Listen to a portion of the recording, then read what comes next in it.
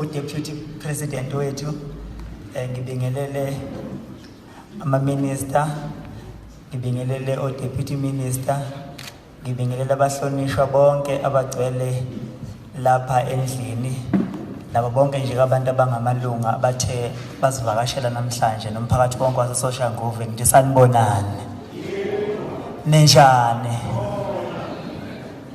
Ngiyajabula kakhulu ukuthi namhlanje ngizoba ingxenye la khona kushunyayelwa ivangeli elikhulu. Ngiwumculi kaMaskandi mina oqhamuka phansi leKwaZulu-Natal.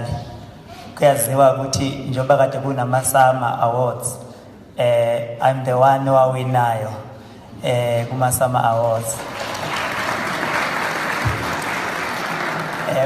Kwaphinde kwanamanye ama-awards futhi bekhona abizwa ngamantshontsho la ngawina khona iy'ndondo